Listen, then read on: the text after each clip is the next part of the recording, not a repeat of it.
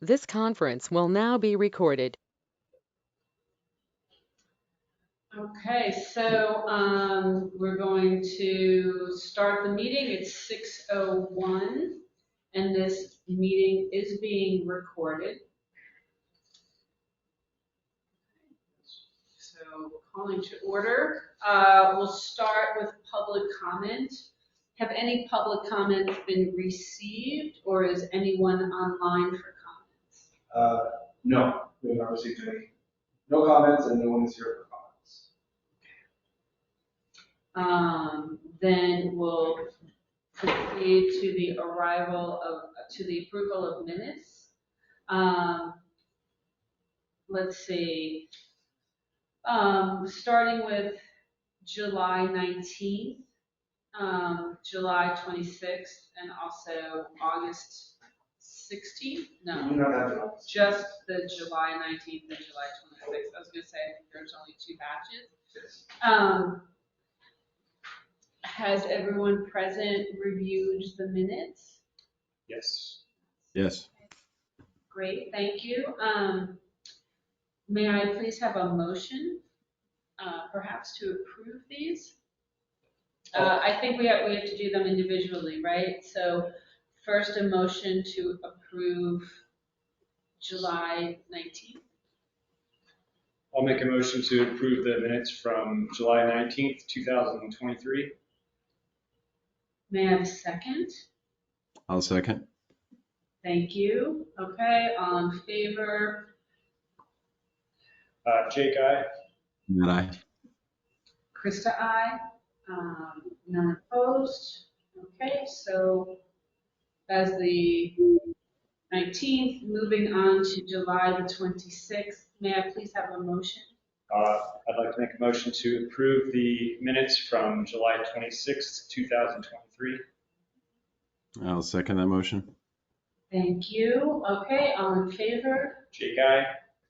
Matt, aye. And Krista, aye. Okay, so approval of the minutes. Thank you. Yes. August 16th. No, they're not ready. Oh. They're not ready yet. But let's see.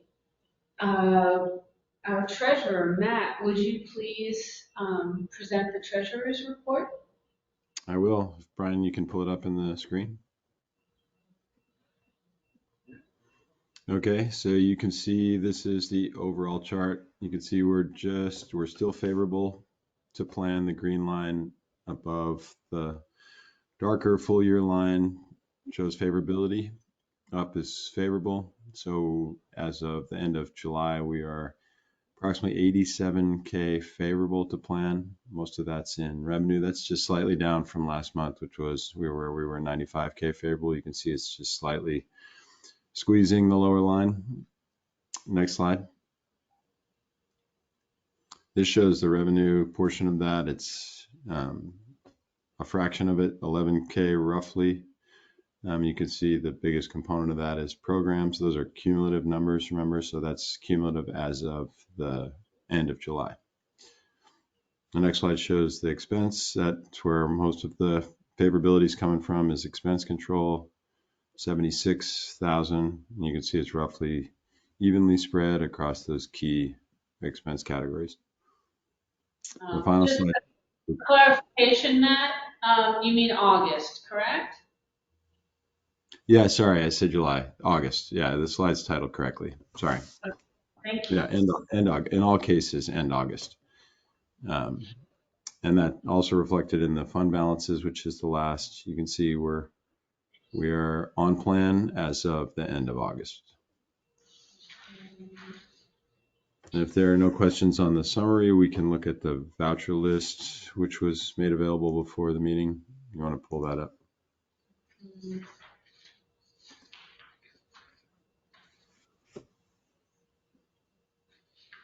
We've got two payments, one from M&O and one from the property fund for the campground. So my motion will include two fund disbursements separately, but go ahead.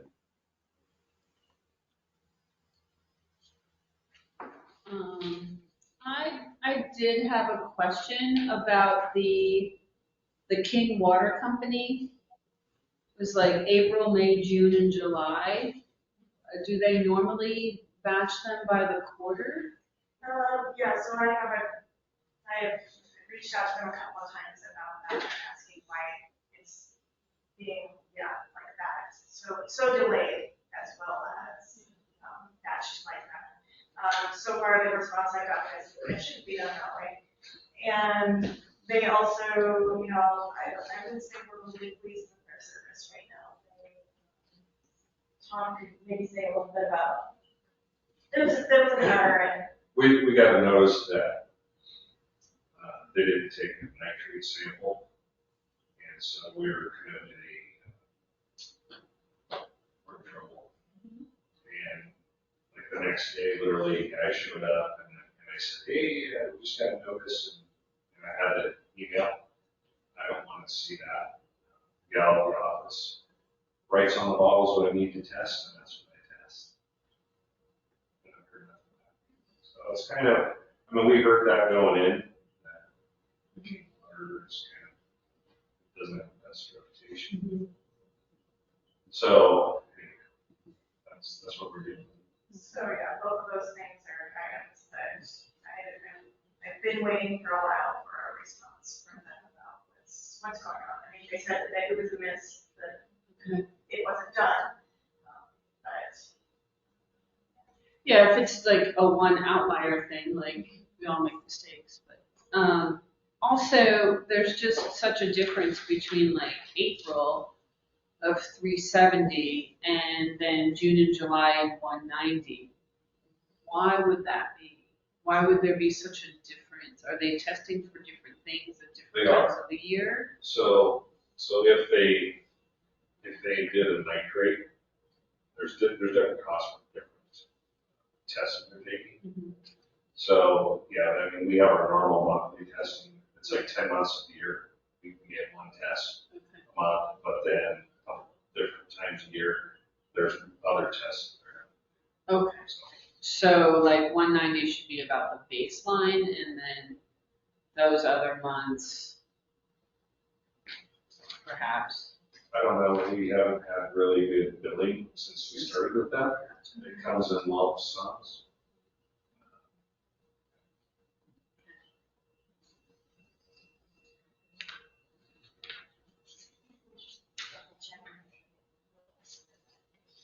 Okay, any other questions specific to the voucher list? Yeah, I was just going to point out a couple of interesting ones. I think we'll talk a little bit more about the project starting Monday, which is the clearing of the land above Castle Park for the additional parking. But one thing we did add, I'm going to scroll down here until I find it, is we're going to add a retaining wall along that back portion.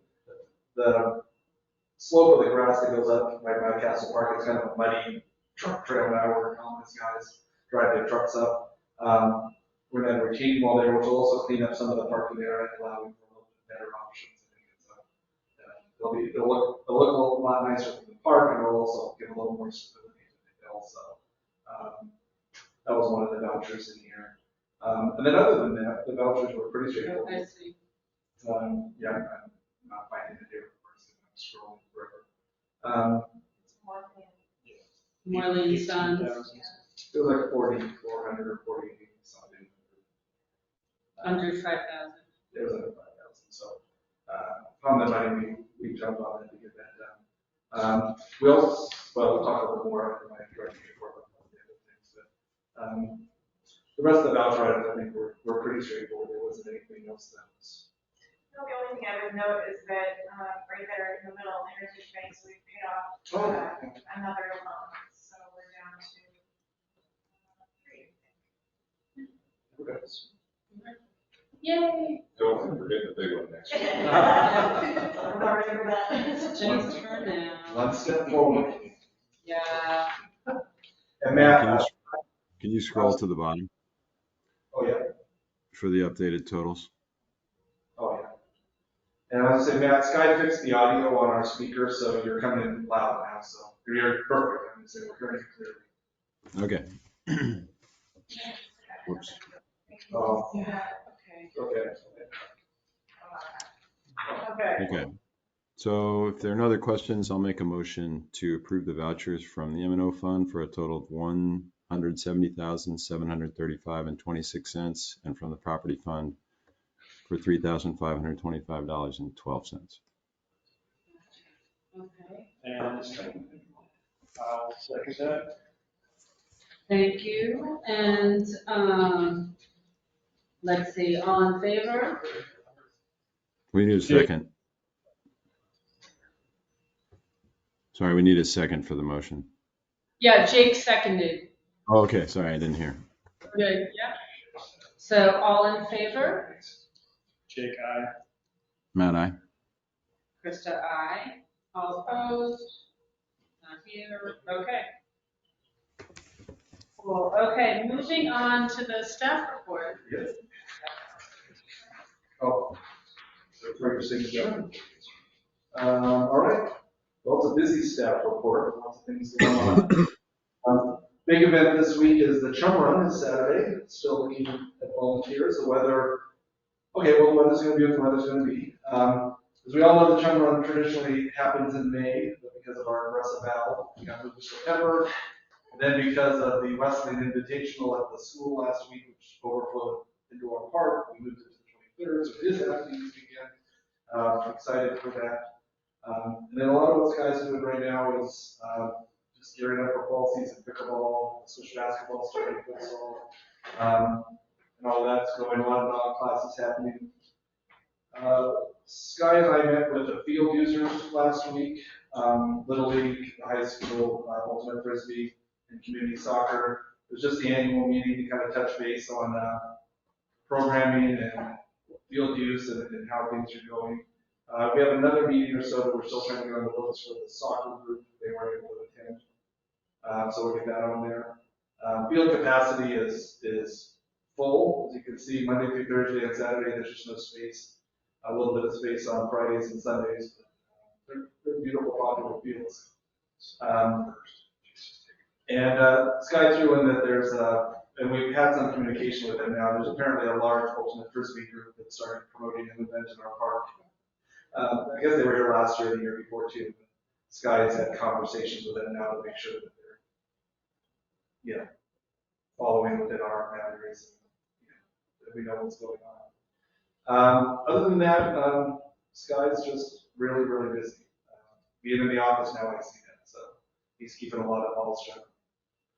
Facilities and grounds, we've had some mechanical issues. We had a dramatic moment, I'll say, last week when the dump truck, Austin was driving it back from Mount Vernon, started sparking and the little black box inside the cab started burning. So Austin had to pull off to the side of the road, had to have the truck towed. I haven't got an update today, but I think we're still working on options to get it fixed. We have options. It's in a break, and they're assessing the parts that need to be ordered for it to get fixed. Sounds like it's a fairly common electrical power box issue. And the goal was to use that truck to start servicing things to Mount Vernon, get all the machines ready to be serviced. So that's slowing that down a little bit, but I think you still got another mower in and they're still getting it done. So that time of year, just making sure everything's running good. The Wednesday early releases started. The school gets out at 1:30 on Wednesdays, and after school programming starts at 3, which means the kids overflow into the park. The only problem with that is when it becomes issues, and we have had a couple issues already with a little bit of vandalism. We're working on some plans for that. Ultimately, you get more kids, and more kids, sometimes cause trouble. But, it's a discussion point right now. As I mentioned earlier, the clearing and grading project at Castle Park parking starts next Monday, so the playground will be closed Monday through Friday of next week. We have signage up letting parents know that. The payment's been made to Valentine Moving, so the concession roof will be, I don't think we have a date yet. I think we're still working to get a date from them. So, okay. How does weather affect that project? The roofing project? No, the pavement, the Clearing and grading? Yeah. It won't. Well, at all. Maybe it'll probably. knock the dust down a little bit. Oh, It's really dry. So, yeah.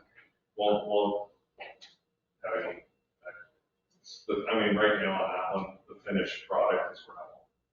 It's gonna be gravel. So right now, like, you can't compact gravel. It's so dry. It's powder. So it'll actually help. Another big thing going on is the water tanks getting cleaned. It's been a couple of years. We lost the company that we were using for that, so Tom really had to scramble to find a new company. Found a recommendation from the school district on that. It actually is less expensive with this company than it would have been the company we used a couple of years ago. So a little bit of hassle, but it actually saves some money. So we're getting that done. Talked about the fields, the seeding and the aeration. Tom has a new toy. It's a new tool that was purchased last year, but they used it for the first time this last week, and it's making the seeding and the aeration awesome.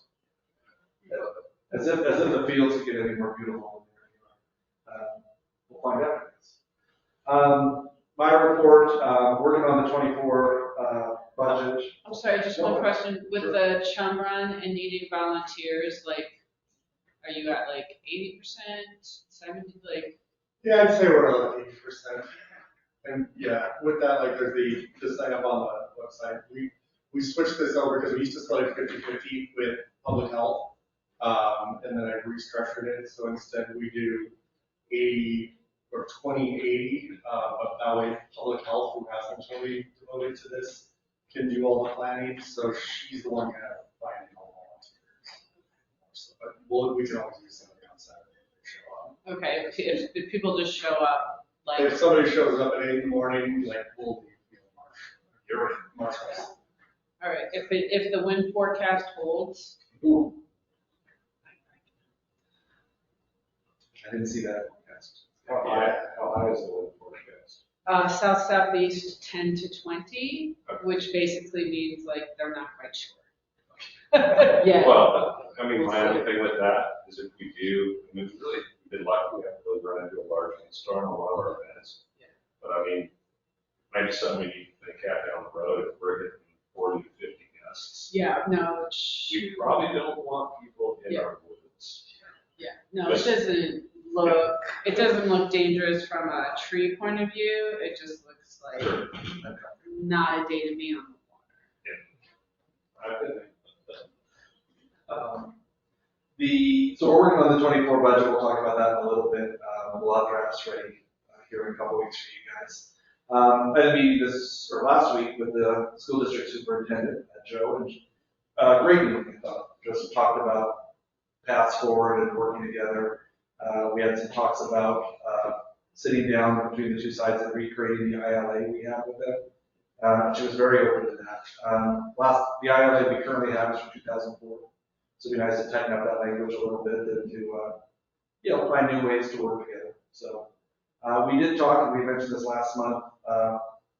She just showed me the space where potentially we could move our offices across the street if we were interested. It's a big space. We had to talk about payment and all those little things. There's lots of talk, and there's other options. That's just an option, but it was a very positive initial meeting. I think there's a lot of paths forward. We're also having some discussion about the soccer field at the elementary school, which drains a lot better, or I guess it's very coveted from what I understand. When we mentioned that field at the field user meeting, every field user person got really excited really quickly. So in that meeting, we just discussed that, and I'm starting to talk with the AD with the high school, Paul, just to see if there's a path forward to getting that into our use field. Tom has volunteered that he would be more than happy to help with keeping that field up to make sure that it stays high quality during those times. So, anyway, so we're a lot of discussions right now, nothing's set, but it's a good start to our relationship. So, we were also able to get a meeting. This is something we've talked about for months on the books with the Department of Fish, and Wildlife to visit. So me and Tom are going to go out next week and meet with them. We're going to visit the 3 sites, talk about different issues, communication things that we've had challenges with. May a commissioner who's on the lake committee attend? Please. So we probably didn't know anything about that. Didn't know there was a lake committee. I So- didn't realize. So we have many committees for many different things. I didn't think about this in my brains, right? So in past years, we would have the two commissioners. They could maybe come out to those meetings. So yeah, Where should I meet? 10 o'clock at Deer Lake on Wednesday. Deer Lake. I will send an email. I'm not sure if the other commissioner is. I think Eric. Is it? It's Eric. I will. So he's He's in school. in I'll still school. send an email. Just So, for- yeah, that would be great, but, Yeah, we'd love to have, obviously, links. yeah, Wednesday morning's a good time. 10 o'clock, yeah, we're going to, you can even come here early. We're not going to try. It's like, yeah. So it'll be good. We're going to visit the 3 lakes. We've just had some communication challenges there where we weren't, it was kind of a one-sided communication going. So now I've got 3 names, 3 different people there. That helps. So I can't get hold of one, I get hold of the other 2. Who's coming? Is it Um, Derek? Derek is one, but really it's Shane and Lauren, I forget their last names. But, it's usually just Eric, so this is new. kind of had to just. I mean, just hearing back, like in 8 months is a nice thing. Yes. So we'll see. The other 2 have been extremely responsive very quickly to reaching out. So thank you to Carrie, because Carrie's the one that found me the other name on contact. So I take credit, it really was Carrie finding that for me. So, and then just the last thing, just because it's the director's report, I just wanted to thank these 3, Sky, Tom, and Carrie, the first couple of weeks on the job have been just so seamless. These guys are just pouring information into my head and left and right. But they made this a very easy transition. So I just wanted to publicly thank them for all they're doing to make my transition smooth. So, and then the dates, we have the chum run, and we'll talk more about the aquatic stuff. We have a new bond and levy meeting date. This is why it's crossed out.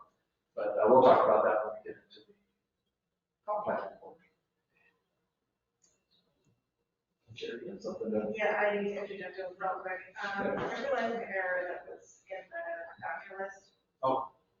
So we ended up splitting the on-site construction invoice. So part of it is campground and part of it is M&O fund. So that figure for the property fund should have been $3,372.80. So a little less than what's on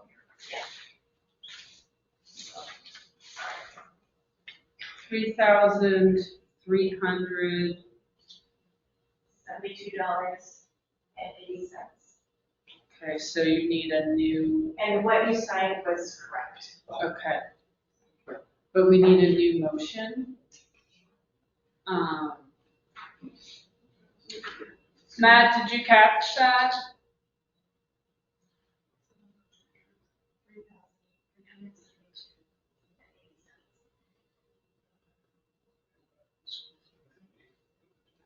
All right, sorry, I heard 3372, was it 80 or 08?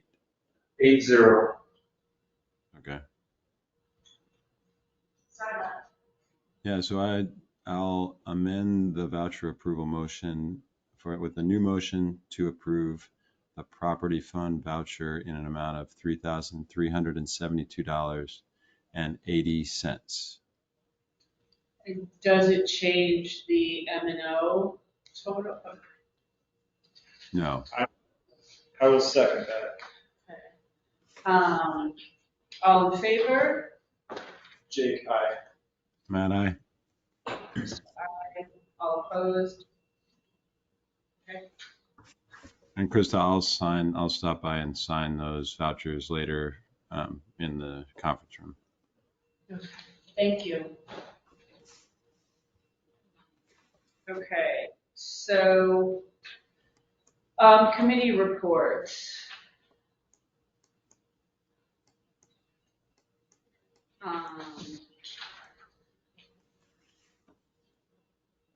I don't think any committees have met, so, Oh, yeah, I can give one on the last topic K whenever you'd like. Do you want to do that under the comprehensive plan programs rather Either way. than, That's the next thing. okay, Yeah, so that's fine. That's fine. we'll just go ahead to unfinished business and start with the comprehensive plan programs then. And you want to start with the aquatic center and the pool? I'll Well, just do it. And yeah, the I'll first topic. hand it off to you just a second, man, to talk about the aquatic center. Other than this, I will throw out that, they had the first public meeting last Thursday at the Methodist Church. 51 people attended, which was excellent. Really well. It was interesting, it was, people were engaged, real positive meeting. I can get to the campground and the deferred maintenance in a bit, but since the aquatic center is the first thing, Matt, do you want to, should we go into your slides and talk a little bit about? No, go ahead. You can go through the report and then we can talk to them. And Okay, well, the campground, we did submit the progress report to RCO this last week. Also have been in talks with Maylene at the county. I talked to her actually today, had a long talk, a relatively long talk. Just talking about where we are and how we can get to where we need to be. A new thing that was added that apparently is relatively new is that there's a clearing and grading permit that is now required. So the two things she's bringing up is the health permit has still not been approved. And the clearing and grading permit is a new addition. So I said, okay, what kind of timeline is a clearing and grading permit? She goes, well, there's two kinds. She goes, there's a type 2, which is a 90-day roughly wait. And she goes, but, and she started giving me, we think you probably would be a type 1, a lot of ifs. And she goes, a type 1, I said, so what kind of timeline is a type 1? She goes, and she was ballpark, but she couldn't give me firm dates, obviously. But she said probably around 30 days. Obviously, where we are with the campground is that RCO is going to decide in October whether to give us that extension. And that extension would take us through May. So it's still not a huge extension. It would be an extension that means we would still have to keep the gas on, but would allow us to get this project going and completed by May. So I asked Maylene, she gave me the contact of the health department person. And so I shot her a message and just said, you know, where are we at? The hope is that we can get this stuff under control before RCO makes their decision. Obviously, if their decision is not favorable, then we'll be back to discuss what that means. But if it is favorable, I mean, days are valuable right now, so the quicker we get this going. So, but it was a good conversation. I think mainly put me in some different directions with some different people. Again, obviously, I'm learning players in this, and I think I've got a much better grasp as to which cages to rattle a little bit just to figure this out. But that clearing and grading permit does slow this down. If it's 30 days, that's not going to be devastating because it may be 30 days before we hear back from RCO. If it's 90 days, obviously, that's more challenging. So, that said, it's moving forward. And really, the county right now isn't as big a deal right now as the RCO. Getting that extension from RCO so we can actually have until May to finish it is huge. Yeah. I'm coming to learn it's strange. It is what it is. So the campground is, that's where we're at. Fingers crossed for next month. And then the deferred maintenance grant, just letting you know that Matt submitted that a couple weeks ago. So that is for the overlaying of the parking lot of the sports complex. If it's awarded, it'll be, next year's project. This was a maintenance project that originally was in the budget for, I think, 25. So it's moving it up. There's a little bit of cost difference that we might have to move around on our budget to add some money to cost difference. But overall, I think it's a pretty good chance. I think it was a pretty solid grant application. I think. So, Matt, do you have anything to throw about, because you're the one that submitted it, anything on the deferred maintenance that you want to throw in there? We got the note day before yesterday that said there were two items that the RCO committee had to grade for us that we couldn't grade in our own application. And we got a note from our grant manager that said that was complete. So now our application is to the board for the ranking and approval process. So we got through the first wicket. Matt, could you remind me of when they would be awarding these? Yeah, it's a great question. I don't have it handy. Carrie, do you remember? I thought it was November. I thought it was November. When you first said that was a couple months. That was a pretty quick turnaround. I thought we could get on. I think it was sometime this year because I remember us talking about it in regards to the budget. October 31st. Oh, there we go. That one. So, yeah, it's a pretty quick turnaround. Because I think it was due the 18th of September. So just, so, good. Those are the programs. I think we can now hop back to the first item. I know there's a couple other slides to share.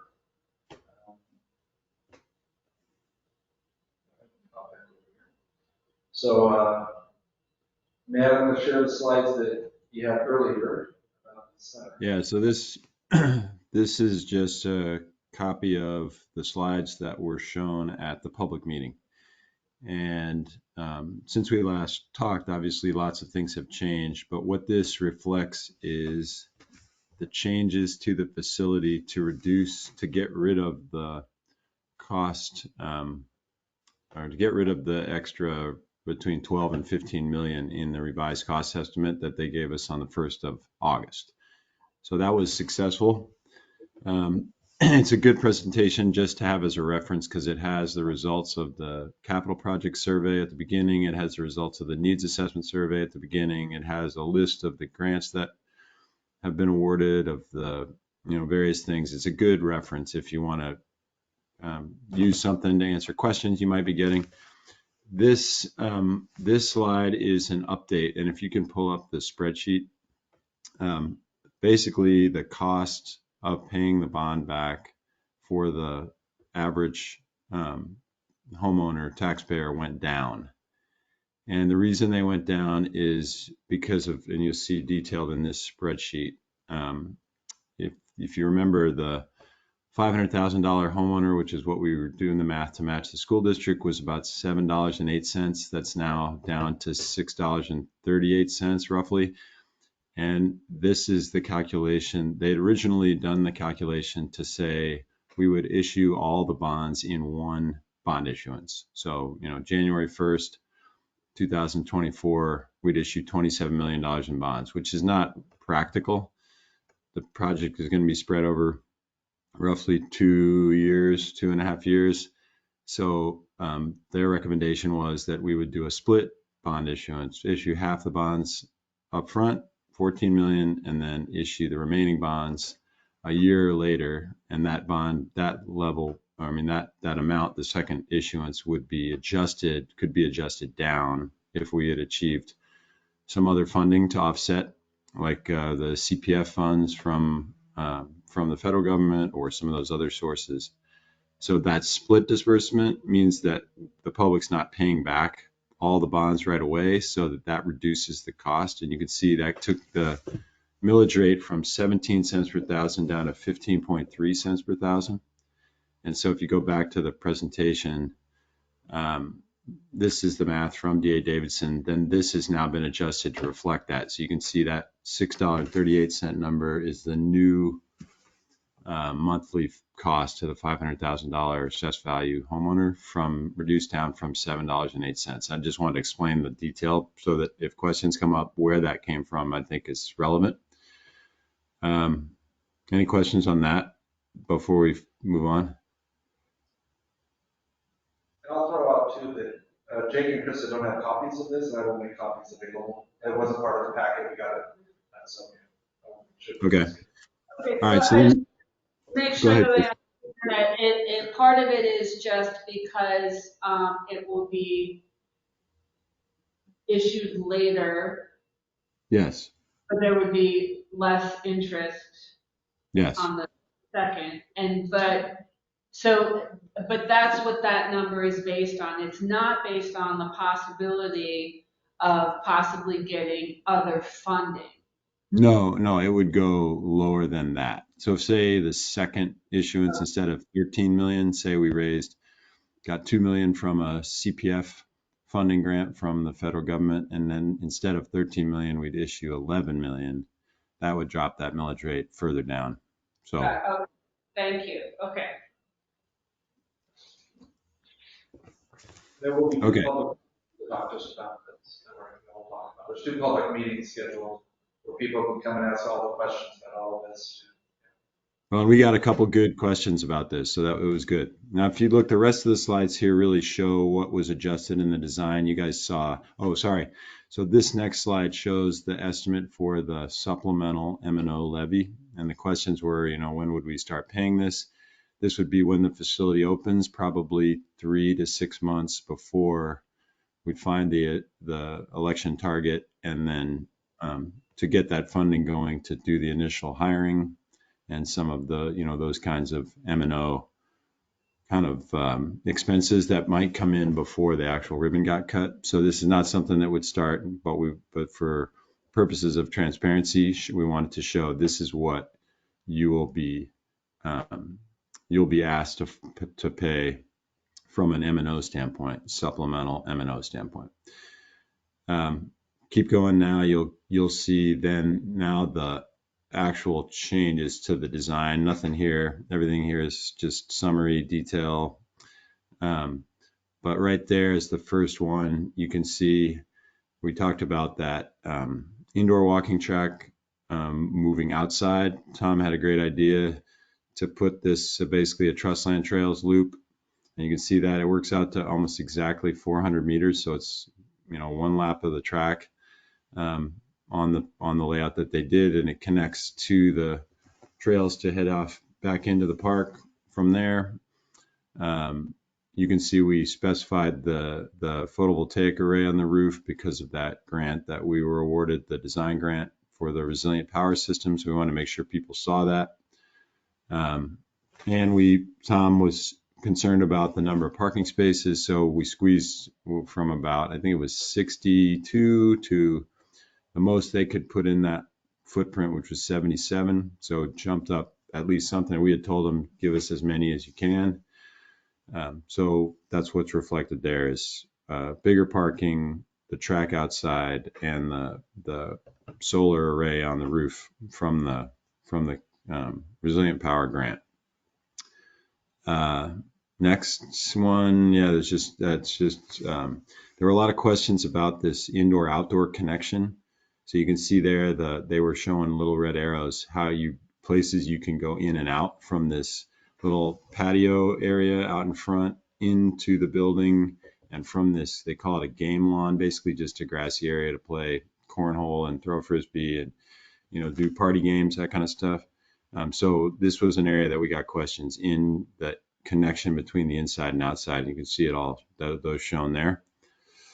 If you keep going, this was just designed to get people talking and providing input. This shows the other change, which is going to a single story. Obviously, this is one floor. So you can see the entryway and the park offices, and then this, the 2 meeting training classrooms with the long tables in them that are also party rental rooms, and then an open fitness kind of room that also for larger classes and that kind of thing in that area that's now covered under the roof. So that's what, that was the sum total of the modifications to get to the 1 story. And then the rest of the slides go into detail, zoom in on each one of those little areas. So there's the park offices and the staff offices in that lobby entryway. And then there's the next one shows the locker rooms. This was an area where we got a lot of feedback on the ADA access and design adaptations for ADA. We had a couple in there that raised a lot of questions about that and got a good focus on that topic during the meeting, and that's shown in that universal changing area. That's also non-gender specific area as well. And there's some graphics to show what that looks like, so that was good. And then the next one shows I think the pools themselves. We got good feedback there. That one of the things that was shown here, since we lost the observation area, that was going to come from having the second level, there was expanded seating around the pool that you see there. There's a central bench, that one that's right in between the two pools that sits between two of the support pillars, and you could sit on both sides of that kind of thing. And then there's benches down on the left in front of the pump room that were added, two dash lines there. So a couple of changes there to reflect the fact that that's where the spectator seating is now in a single floor design. And you can keep going. So that's still like a lazy river kind of feature? Yep. Yeah, we went back to them. We got some feedback from the pool consultant that said that the cost of that pool had gone up dramatically because of the that current channel in this. And we went back as part of the we were doing everything and anything we could. We got a meeting with the actual pool OEM, the manufacturer of the pool, and not there's a company called the Pool Company in Tacoma that's the one that's doing the kind of the concept contract, doing all this work.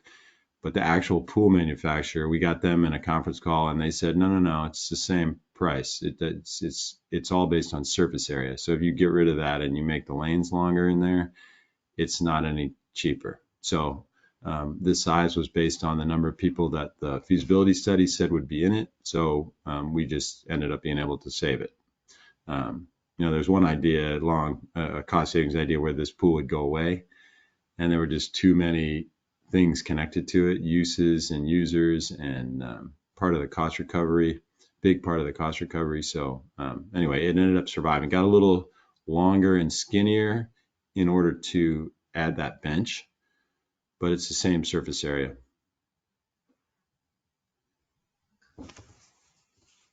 And nothing changed there. Nothing changed there. We got a lot of questions about systems. Kind of silly question about the pool deck. So Yeah. is there some spot where like people can put their towels, water shoes? Yeah. That's the next. Yeah, what they told us was, the designers told us, in the next phase of the design, this design development phase, is when all that stuff goes in. So yeah, little cubby lockers. If you look, the most recent pools they did, there's a set of those at the Mount Rainier. Not Mount Rainier, Rainier Beach pool. There's a set of those in Linwood. You can see in the pool deck. So yeah, something similar to that is going to be in this next phase, to be adding that, along the wall. That was another question we got about ADA access, was what do you do? People get lowered into the water, with slings, and a lot of times individual people have their own slings that they bring that then attach to the pool lift. And there was a question about, where do those things go when people come? Where does somebody's wheelchair go? Where do their crutches go? Those kind of things. So that was all feedback into the team to figure out that level of detail for the various users, including water shoes and towels, but all the way up to where do you put a wheelchair. So. And there is a lift or sling or something for both pools. Yeah, so what they had envisioned, if you look in the drawing of the second pool, was that was going to be satisfied with a ramp, which is an ADA graded ramp. If you look, if you look at that top, the upper secondary pool, that ramp was the access. But the feedback in the meeting was, let's put one of the lift system works with a little track that's in the floor, and then you can take the lift on and off. So you could move a lift from one track to the other track, kind of thing. So there's a really good example of that we referenced at the Bellevue City Public Pool in downtown Bellevue. That's designed as a therapy pool, and they've got a couple different lift tracks and a walking ramp for access. So we're looking back to that to make sure we do it in a way that satisfies all the possible use cases. So yeah, Thank you. that we'll end up with one of those on both probably. And then this was an area of question, and it's worth talking about just because this would just come up in lots of people in the Bayview market, Tilth market, and in this meeting and in emails that we've gotten since the meeting is the salt water versus chlorine kind of air quotes. What is the system going to be? And, there are saltwater pools, quote unquote, out there. And then there are other pools that aren't saltwater, quote unquote, out there.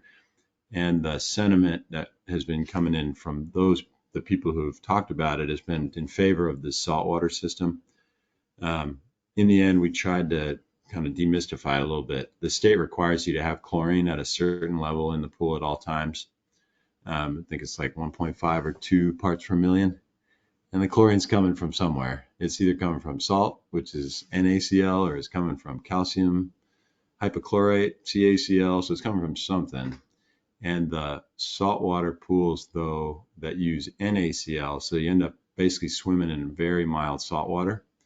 And then that saltwater passes out into the piping into this mechanical room and gets electrolyzed, and chlorine ions go into the pool water from that. So there's still chlorine in it, but users who are interviewed about it say that they don't detect any chlorine smell or on their swimsuit or in their hair afterwards, on their skin.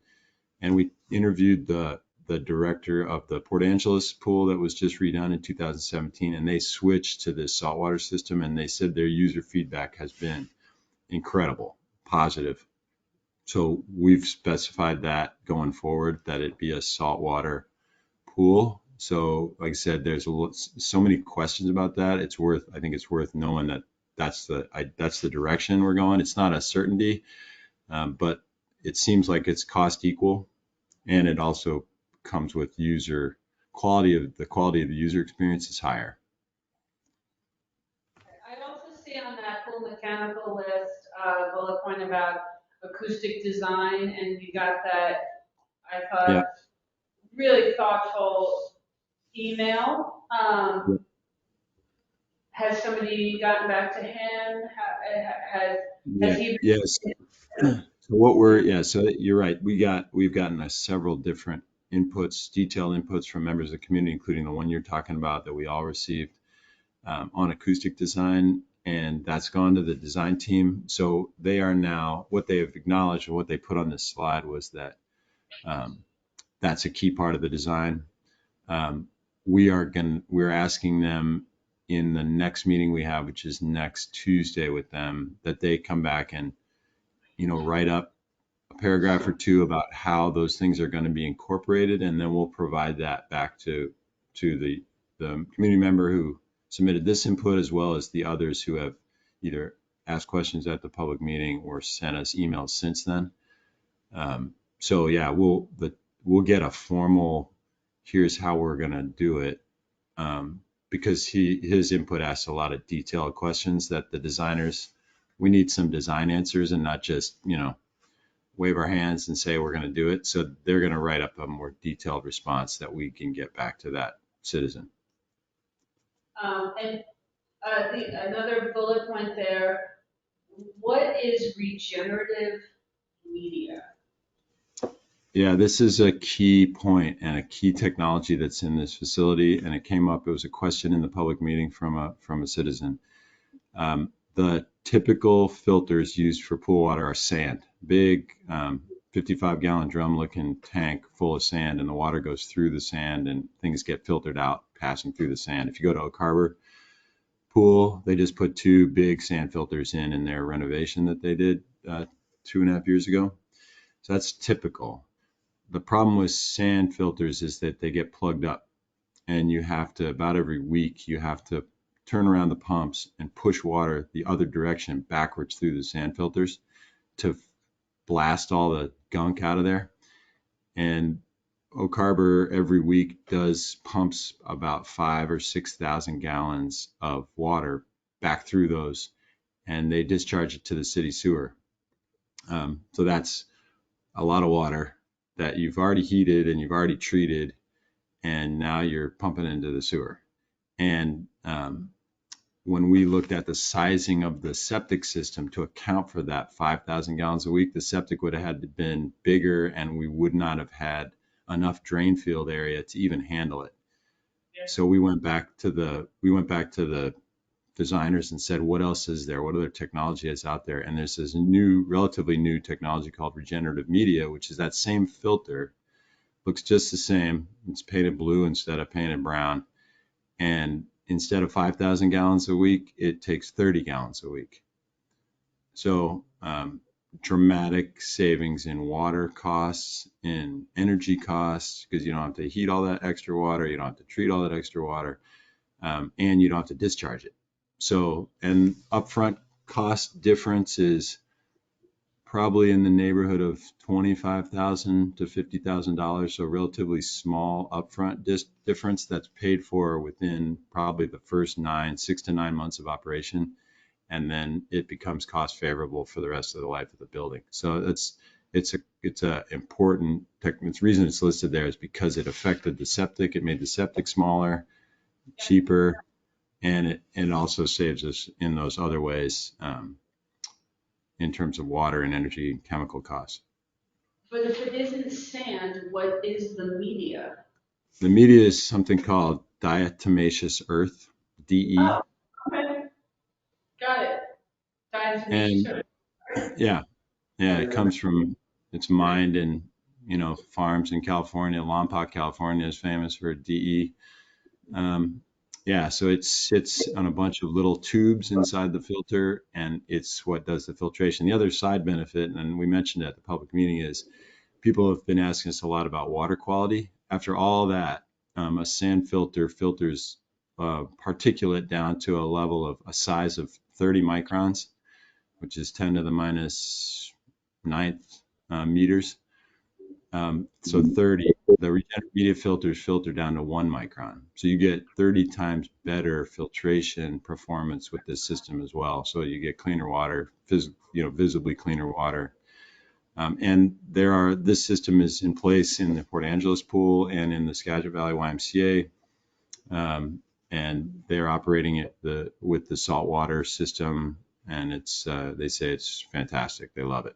So if you want to see one, you can go to Port Angeles or Skagit.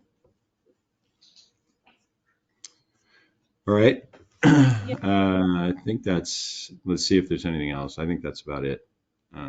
It's just got the detail of the various rooms. Sorry. So then here's just the last two show what it looks like. So you can see this is the parking lot side coming in the main entry vestibule there where those two people in the distance are walking in. And then the backside showing this garage doors that open 1, 2, there's 5 bays there. The central bay is just windows because they need that X structural X in there for shear strength on the building. So that's why there's not one in the middle, but the others are all open. You can see that patio, you can see that game lawn area that they're talking about. And then the rest of the field out there in front.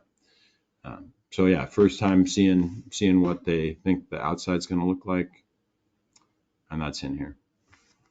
I think that. So this was another area of a topic that people asked about. So you can see there's a slide in here that talks about environmental stewardship. It's a good reference, like what are we doing to care for the environment in our guiding principles.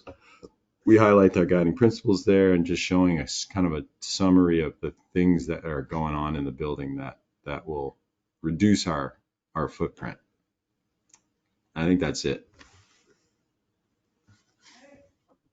So a good reference to have answering questions. And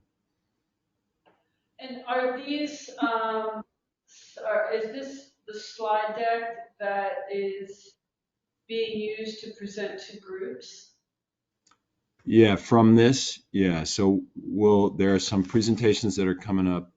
There's a presentation to the City of Langley City Council. There's a presentation to the Rotary, and some other ones where we'll draw from this deck. Like some of the things maybe are too much for a group, a particular group or not. But this will be the baseline information that'll go out to all those groups. Yep.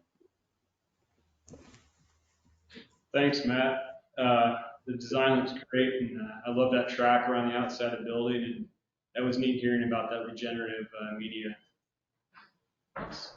Is that the Yeah, wave yeah.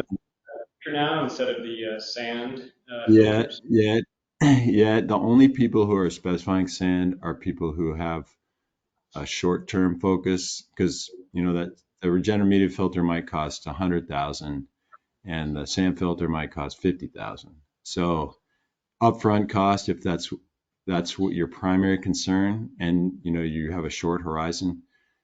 Oak Harbor was trying to put a new roof on that building, and they were trying to fix the spa, and they were trying to fix both pools, and they were trying to put a new variable frequency drive in the mechanical room, and they ran out of money, and they had to spec sand even though they didn't want to.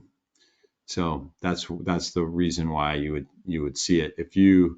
We got a tour, Doug and I got a tour of the Skagit Y in Mount Vernon. It's the new one that's along the river. Their maintenance guy, outstanding maintenance guy with good experience, couple years of experience running that system. He gave us the tour, and he would give anybody a tour if anybody wanted to go and kind of walk around their mechanical rooms. And he shared all his kind of feelings about how it worked, and what he had to do, and how much periodic maintenance was required. So we got a local site there that we could go in, whoever wanted to go in at any time, and just kind of see what this thing looks like running during the middle of the day kind of thing.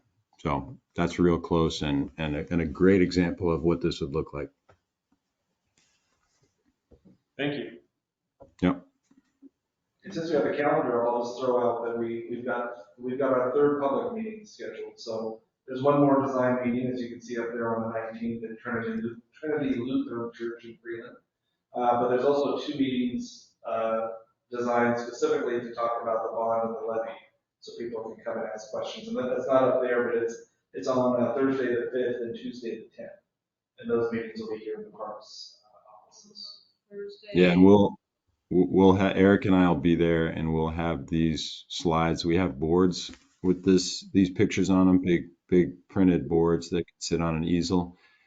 And then we'll have at those meetings Jim Nelson, who's our rep from D.A. Davidson, the bond underwriter. So he'll be there to answer the technical questions about bond interest rates and repayment schedules and all that sort of stuff. I'm sorry, so that is Thursday, October the 5th, and then Tuesday, the 10th. so really kind of back to back. And then both those meetings are set up, the bond and levy meetings are set up as kind of open houses where people can come at any time during that gap and ask questions. Whereas the one on the 19th, the design one, is more of a presentation. Okay. Well, they can still come and ask questions, which is a different format. Yep. All right. Okay, thank you. Before we move on to new business, I just had one question about the comprehensive plan programs and the pickleball. Yes. We have not yet, that was my project of the week, it's still my project of the week, is to kind of get my head around that. So we obviously have the funding for both pickleball courts. Tom and I kind of went up there and he kind of started showing me the land. I started reading the agreements. Terry helped me get the agreements this week. So I'm still playing kind of catch up on the pickleball courts, but yeah, because that's fully funded, it becomes a pretty high priority now. So I met with Barry, who's the head of what they call the Pickleball Association. I had a meeting with him this week to kind of hear their thoughts and input. They've raised around 50,000 towards this. So, hey, hello. You need another name one. I can live with that name. Oh. I got one for you. Matt, if you haven't heard about it, Thank you. All right, so, and we're, no. Yeah, we're done. Oh, good. They'll sweat on my shoulder. So there'll be more information. It's literally was on my schedule for Monday. And that's kind of what I figured, I just wanted to. But it's the one that we have all the money for.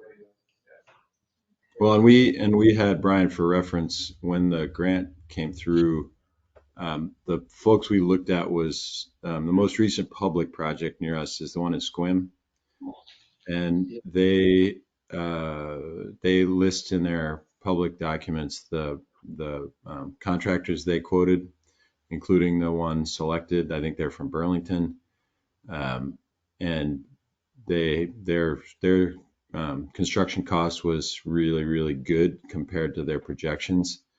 So the SWPRD guys would be a good place to start to get that list of potential, at least part of, benefit from what they went through, because they were really successful with the project execution, and the cost came out great. Okay, I'll add to the list. Barry had mentioned the Skagit, the one at the college there in Mount Vernon, at Skagit Valley. He said that was also one that he didn't know Right. the site, but he liked the layout. So, Yeah. good. Yeah. I'll always go visit the school. I'd like to start seeing some of these. All right. Okay. So that concludes our unfinished business. Moving on to new business. And first up is the preliminary budget draft update and direction. All right. So it is budget time again, and we are playing a little catch up here. Obviously, we're in a bit of transition, trying to figure some things out. So traditionally, the budget draft would be available at the staff meeting in September. We're not quite there yet, so we will have it out no later than October 2nd for you guys to review. So it's a relatively quick turnaround when we send it to you. On October 5th, we're going to get the initial property valuation from the county for levy calculations. And then what we're asking for is that by the 10th, any feedback or comments that you guys have, get those back to us. And then by the next board packet, which we send out on the 13th of October, we'll have an updated budget draft for you guys to consider. And then just like we traditionally do, the October meeting will start with a half-hour budget meeting at 6, followed by a regular meeting. And then the November one will have a budget hearing at half an hour at 6, followed by your regular meeting, which I understand is standard practice for budget prep. There are a lot of mitigating factors, and where we're kind of looking for some direction is, obviously there's things we don't know. We may be looking at a new property lease if we move staff offices this year. The potential of possibly going back out to another bond ballot in 24. Is that something we should be putting money into the budget for? My guess is that we should, just to be safe. Obviously by November we may not need it, but as we're doing the initial draft, we may put that money in there and we're not approving it until, you're not going to approve it until at least November, so we'll know the results of the election by then, so it can always be edited or taken out. So those are some of the things. Obviously the inflation thing plays factors, future grants, the grant reimbursement schedules, those are all things that we're kind of learning and balancing now, so we're getting that all together. We'll have some stuff for you. And, Carrie, am I missing something? You have much more weeds on this than I have. No, just a thought as we're starting to have the grants and, one item being the deferred maintenance grant. So, we don't know whether to budget for that $144,000 or whether we're budgeting for $44,000. And this kind of applies to all of the grants where, especially if we're getting reimbursed, we just have to think about kind of cash flow and whether, even though we will get reimbursed, we have to, in the front, spend a lot of money. And this is, the regular budget, then we have, M&O, and then we also have all of the pool items, which are, who knows what those are going to be like over the next few years. And then we also have the deferred maintenance and other grants. So it's kind of a lot of cash fronting that we have to do. So the grants are good money and help for getting things accomplished, but same with pickleball too. So you have to have a lot of cash available. Which also brings us to, we need a project manager. We got a campground, pickleball courts, and a pool started up. We need help. We can't do it by ourselves. Somebody with that kind of expertise. So as we're preparing the draft, these are the things that we're juggling and before we get too far into making drafts for you guys, we'll have any comments or thoughts or opinions. Yeah, I mean, Yeah, my personal feeling is you guys are thinking about exactly the right things. Like that's exactly the contingencies we need to factor into this and puts and takes. And if we see that we end up in the red on cash flow at some point, we got to figure out how we're going to address it. So I think that's exactly what we need to be focused on. So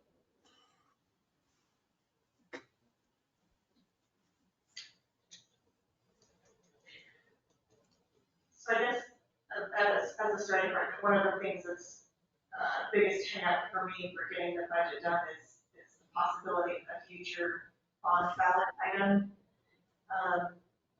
And what I could do is plug in what I would estimate for a November one. And, because if we did it in February or April, if we ran it again, it would be, I don't know, 70,000 at this point. What was that again? 70,000. That's what I thought. And I don't know It was, that, I think, 66,000 for this past April. I'm not sure of the relationship, but I'm not sure if the Aquatics Foundation would participate in that. Like they, is this purely on us to fund the bond up front? I don't know. I don't know if that's even been a conversation. Again, this is all contingency based on Right. a negative result, and that's a whole other set of meetings and decisions. I think from a budget standpoint, not having that money in, if you come back and decide that you want to run this again, we just have to make sure the money's there to run it. So I think this year we have like 40, my wife, we have more than we needed because it's November ballot. So, anyways, so What did it cost us this November? The one we're running? we won't know till after. It'll probably be 10,000-ish. Yeah. November's are just less expensive because you have to share resources on the ballot information. So, just maybe, the question is there any negative feedback to us putting that in the budget to make sure that we're safe? And I am thinking that it could be a last minute pull. So if the pull passes, then it could be something that before the November final, draft of the budget is something that could be pulled out. yeah, I mean, it's kind of like deferred maintenance, right? We've had our deferred maintenance list, and we got things that are going to be funded above the line and other things that are deferred. And I think if you have that budgeted and then we end up being able to pull it, then we pop down and we fund one or two other deferred maintenance items, for example. So I think, show it like that. What are where could the money go if it didn't need to be spent? You're talking about a line by line item, the itemization of, right? What priorities versus non-priorities. So if it didn't pass, this is where we gotta go. I mean, it seems like that can be done, right? Yes, we can have contingencies. It's just, maybe the difference between adding staffing or not. Right. So, I mean, I would lean towards if we ran it in November versus spring, it's going to cost us a lot more. I think it's a very valid point, though, that if this fails, it should be put back on Arctic Aquatics to raise money to put it back on the ballot.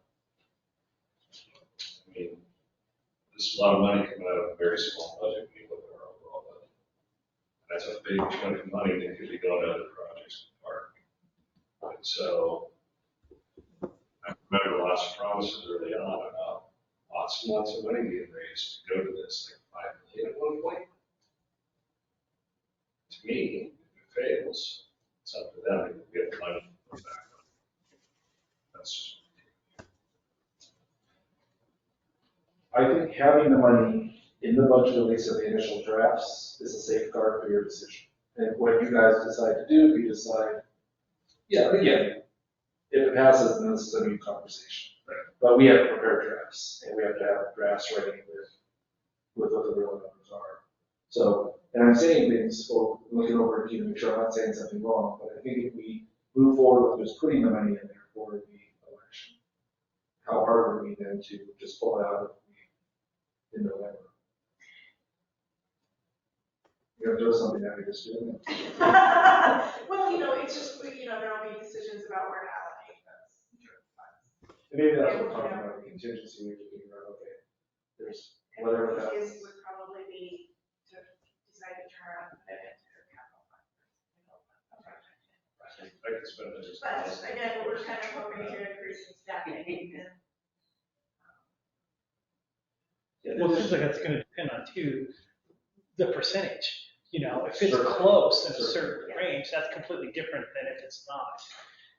And the hard part about the budget is that we have 5 weeks or so until we're gonna know about the campground and the appointment. So as Tom says, if both of those pass, we've got now kind of 3 significant projects, 1 huge project, and 2 significant projects, balancing at the same time. And trying to put a budget together when you don't know the answer to those questions is a little tricky. But yeah, I'd say err on the side. Get the numbers in there. They're easier to pull out than to. Yes, I agree, 100%. November figure or? Yeah, err on the side of success. November, Well, No. what she's saying, should we put the $70,000 somewhere? Because or shall we put? Yes. Yeah. Yes. I agree. all right, good, yeah, that's good, that's what we need. And then if it passes, or the decision is not to put it on, then we'll discuss a contingency plan of where we put in 70,000. We can pull that. Then you're the one dot the i's and crossing the t's. You know, yeah. That's a lot too. Okay, so first 2 weeks of October, That's a lot to move around. No, it's a lot to earmark for something other than some of the things that we. Interesting. That's a big whack. Yeah, it is. Like, nothing's gonna happen. Agreed. Well, why would we want to Or plan out. for spring when it could be so much cheaper in the fall? I think that these are discussions Yeah. that are better held when we have the full budget, draft budget. Like now, it doesn't make any sense. Let's get it all in there. Let's look to see how bad it looks, and we'll start from there. And then we can have discussions about, okay, can we really afford to do it in April? No, it's gonna, but to discuss that here, now, tonight, doesn't make any difference. We can come back with, okay, we're gonna put the $70,000 in for a potential election, and this is where it's coming from. So that you guys can see the cost of the election, not just the financial cost, but what would be taking out, what we're, And then obviously, if the election is passed, if the ballot bond is passed, we can just move that money right to where we plan to have it. And if it's not, then you guys make a decision whether you want to spend that $70,000 on spring election or on what else we are cutting out of the election. We can. To your question of momentum. So the answer would be, you said why November and why the spring and not November? If it's a close margin, you want to keep that momentum going, much like the school district's doing right now. They know very well that they want to capitalize on that. If they wait a year out, it's not a good move. I mean, it's a discussion we're going to have later on, but I'm just answering your question as to why, even though it's more expensive, you might have a greater chance of passing that bond. And Yeah, right there, seeing what the school bond does is going to help to They're inform. very reflected. Yeah. We'll use it as a placeholder now, because I get the chess move too, but I was also looking at the fiscal standpoint. But yeah, use it as a placeholder, we can always change it. Yeah. And like I said, it'll be an easier decision when you see the cost of it. Okay, 70,000, we're not doing this. Anyway, when we can come back and show you during the process, this is what the actual impact of that money was, then I think it's an easier decision. We certainly can do that during the draft process. Okay. Okay. But that is the timeline we're looking at. So again, just be aware that it's a much shorter turnaround time, so you'll have about 8 days. So just please carve some time out to really get your comments to us. We like the board packet on the 13th to really have your guys' 2 cents into it, so you guys have something to really hash out on the 18th.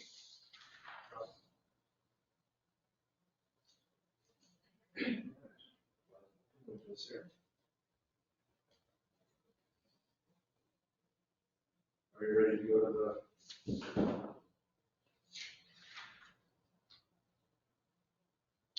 The traffic study, yes, so,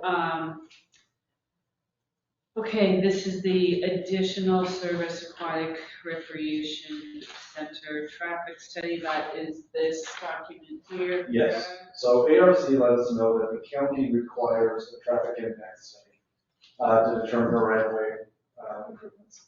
They're recommending that we start it now because they want to make sure that it is completed by the time the DD is done. So they said you can choose to go out on your own on it, but it's not a huge savings. It's basically about $900, $925. That's their markup is what it would save us. But then we've got to do all the work for that. And Matt pointed out that this is covered under the DD money that's already coming in from the state. So it's not out of the district funds directly. So there is money that they're covered. Means they happen. You certainly can choose to delay this until after you see if the law passes, or you can ask questions that I can take back to ARC, or you can make a motion to allocate the funds. I think Yeah, did they estimate like how long this takes? Like if they're urging us to start now, how long would they anticipate? that's a good question. I don't know the answer to that question. Yeah, and Krista, it's coming up in their timeline because of whatever the duration is that they've got in the schedule. So it's we don't have that detail from them, but the reason it's coming to us is because it's time. This is where it falls in the timing based on what they know of the duration. So yeah, I think they've talked to they've been talking to the county, and that must be coming back from the county. And then my only other question is throughout the scope of services, they constantly mention like, we'll do this at one study intersection. We'll do this at one study intersection. Is that because their standard contract only includes one intersection? Or is it because are they just looking at the I'm guessing the intersection would be Maxwell and then the highway, because that's the only actual intersection with like a light. Do you know what I mean? Like, is it the cart? Is it the horse? Yeah, I believe it's that intersection. That's the primary intersection. If you look at Brian could pull up the traffic study that was done for the campground to compare. But my guess is your intuition is correct. Okay. Would they, will they look at the intersection of Langley Road and Max Welton? Or like, will they look at it, but it's not considered an intersection because it doesn't have a light? That's a good question. Don't know the answer to that. So I remember when we were building the sports complex, we had to do a traffic study for that one. And it was mainly looking at the highway. Right. And as I recall, we actually had to hold money in an account in case our impact required improvement at the highway. And then at some point that money was released or whatever, but I mean, that was It would make sense that both endpoints are going to be focused on. Yeah, but I think they're more worried about here. I'm sure they are, but it doesn't make any difference when traffic's flowing in one direction. I understand that they're looking at that and they're like, that's the highway and that's the light, and so like, that's what we need to look at. But we all know, living in a rural community, that they need to look the other way because that's the county. this is a rural community and we all go that way. That's the county's decision. Yeah, this is, All right. Ultimately, this is a county requirement. This wasn't us instigating or ARC instigating. The county coming back saying this is what you have to do. I guess my point is, if this is something that we have to do, let's do it right. Or, do you know what I mean? It's not just about the checking the boxes, like what is really going to be the impact? I think the good thing is, the way that this has been approved through the years, with the schools, it's built out about as much as you can build it out with three different lanes, you know, the lights and everything like that. It's taking the bulk of all the school traffic, you know, all day long. And I guess the good thing is you used to have over 2,000 students, and now you're Say we're way less now down. than we did. Yeah, you're half of what you used to be, and it's worked for all these years. So I mean, when you look at the impact of this small building, it's not going to put us in a threshold that's going to be a huge. Yeah, I think Tom's intuition is also correct there. So, Okay. and my perspective on that, the question that Brian raised up front, I think, given all the things that we just talked about with the loading on the staff and various projects, I think it's well worth the cost of having ARC run this rather than us. Agreed. Well then, okay, if we agree that we want to let ARP do this and that the time is now because of the project timeline, I'd love a motion to approve payment. Is it $900 or $900 total? $10 to $25 more, that's the market. So the total is $13,175. Yeah, and the 925 is what we're paying ARC to run that. That's what we would say that we should. Yeah, so I would make a motion to authorize ARC to proceed with the traffic study for the Aquatic Recreation Center. I'll second that motion. Okay, so, Can I clarify too, this is like an add-on, so it's adjusting their contract. So then do we need to include the value? that's what I would suggest is that we include the value, make sure that we're approving it. again. Yeah, we did not include the value in the other subcontract authorizations when we asked them to take the geotech survey and the hydrology.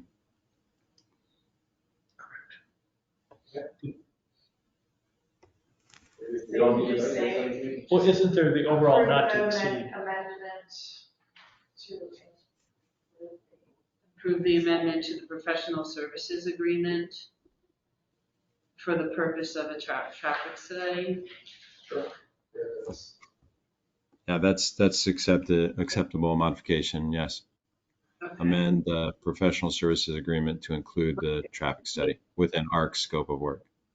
Matt, I'm sorry, but would you do that motion just one more Yeah, so time? make a motion to amend the professional services agreement with ARC to include within the ARC scope the traffic study required for the Aquatic Recreation Center project.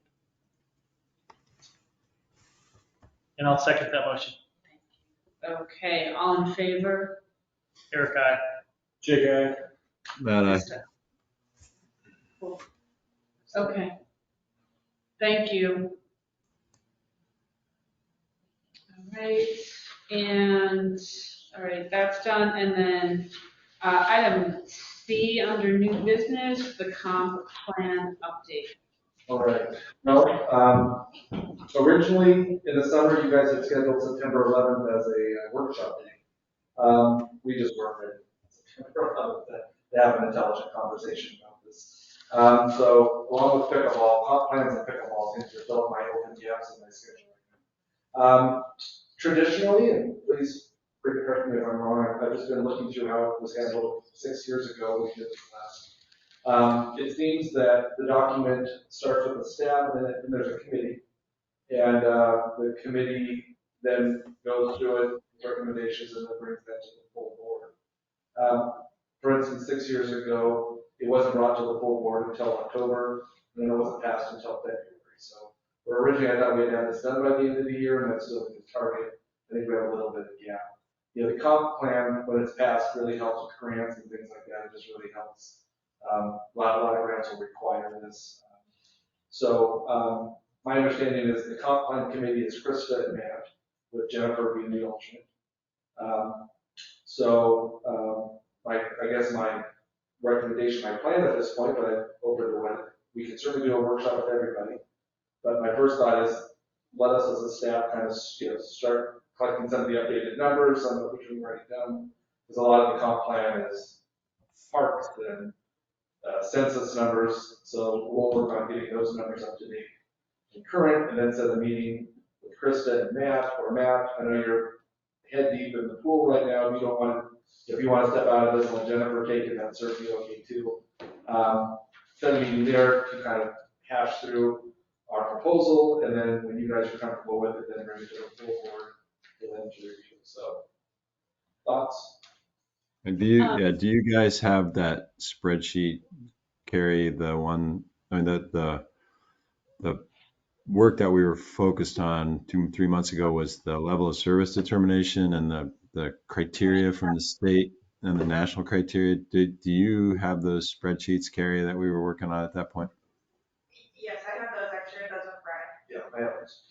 Okay, yeah, that's the area I think that, I mean, the rest of it is things that will not require major updates. This one is the one that we need to be able to defend when we do grant applications. We need to be in agreement on what's in there on that service determination. So I think that's, if you guys can focus on that as a staff, I think that's the most valuable bang for the buck. Matt, you had wanted us all to kind of do a workshop around the level of service. Do you still feel the same, or can we go ahead just with staff and the comp plan committee focusing on that? I think the staff can do it. What we're going to get down to, and the reason we're going to workshop it is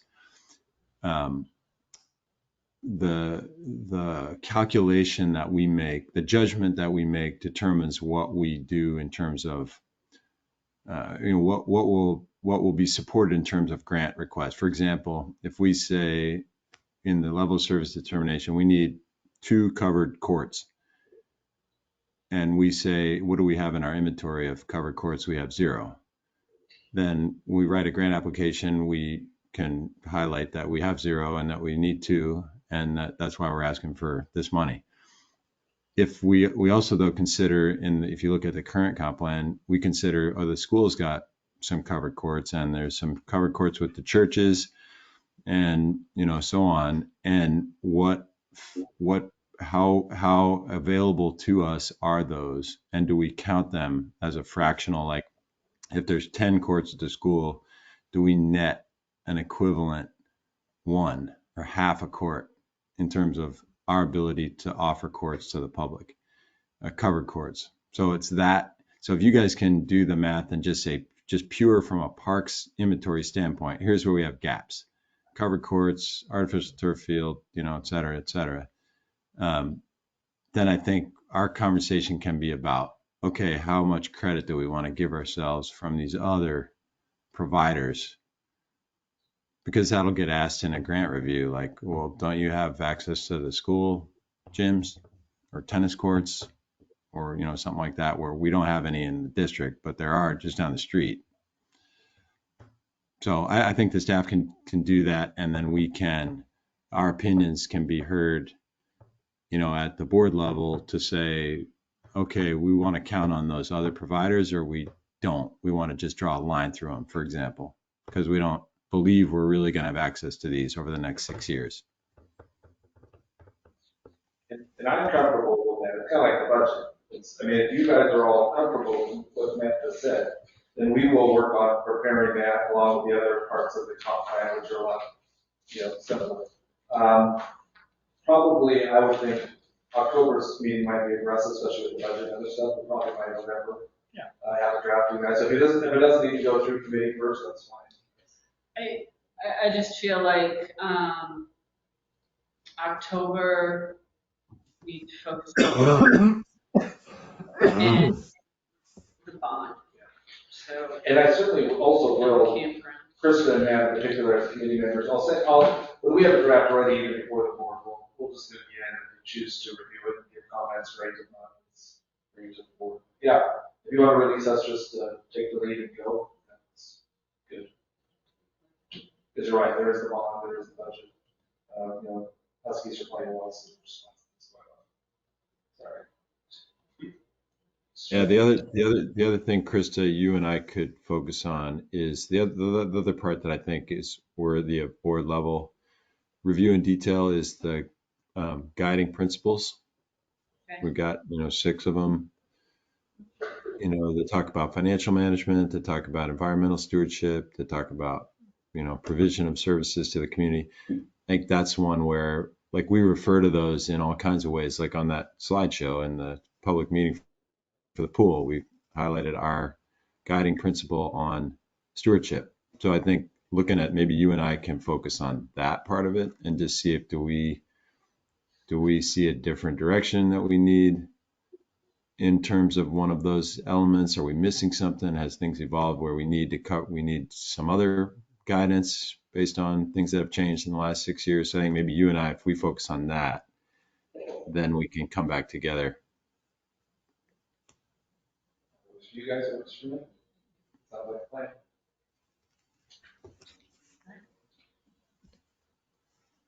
Okay, anything else?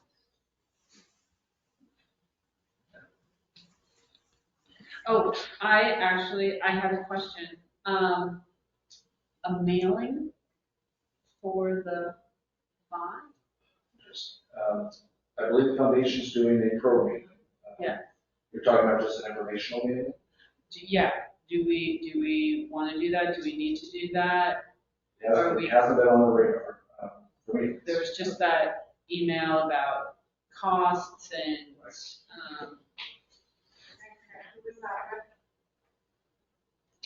Jennifer found that information. Oh, that's right. Yeah. So. Yeah, when you She had asked if there was money in the budget for it. So there's no specific budget for that. Like our postage line is very small. But based on what we budgeted for election costs, there is certainly. I will throw out that just from, unless we hire an outside group to do some of this, there's from a staff workload standpoint with the budget and the bond and the comp plan and other things. If there's value and it's worth it, we'll make it happen. But the question is, or if there's an outside company who could bundle all this together and take care of it, that would be, Yeah, if you look, Brian, in Doug's records, the last time we did this was for the M&O levy renewal. Yeah.